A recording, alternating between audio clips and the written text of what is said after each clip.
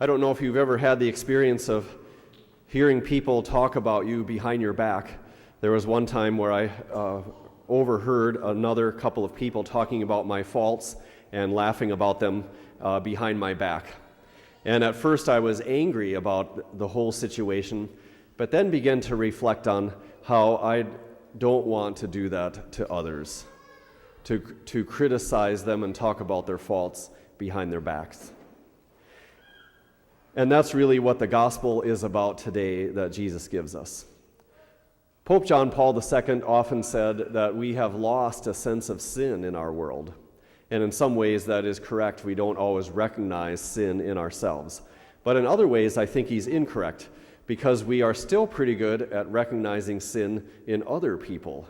We're able to point out there's the bad parents, those are bad co-workers or boss, or the priest, or other members of the parish, or leaders of our government, and so forth.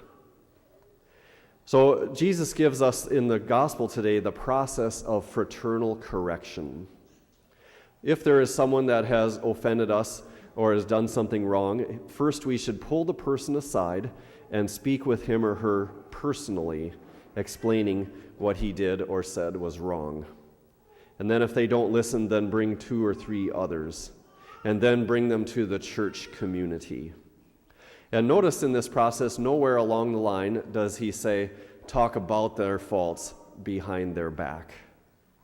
As tempting as it is, it doesn't really help the person to become better by talking about their faults behind their back.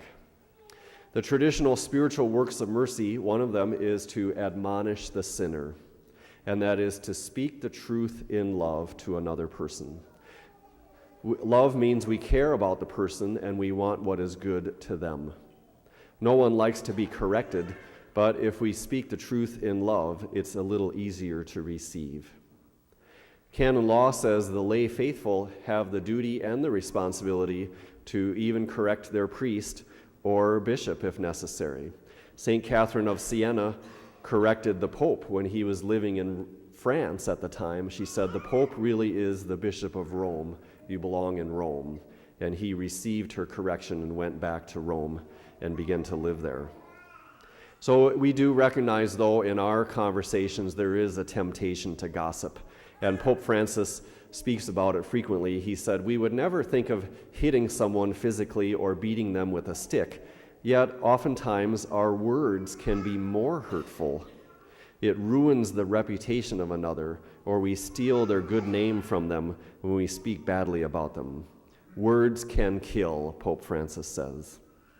We recall the words of Jesus, who said, whatever you've done to the least of these, you did it to me. And so to speak critically of others is really what we're saying about Jesus. St. Teresa of Avila says, rather than responding with indignation at the faults of others, we should respond with godly sorrow, as though to say, today it's your turn, tomorrow it will be mine. St. Augustine, who was aware of his own faults and weaknesses, when he saw others' faults, would say, there, but for the grace of God, go I. We're invited to pray for the other person as though they are our brother or sister. When we come to Mass, one of the first things we do is acknowledge our own sin. We say, have mercy on me, Lord. And God grants mercy to all. Help us to be merciful, Lord, as well, to be quick to forgive, to overlook the faults and failings of others. We pray that we can forgive others in our hearts first, so that it will be less likely to flow out in the words that we say about them or the way that we treat them.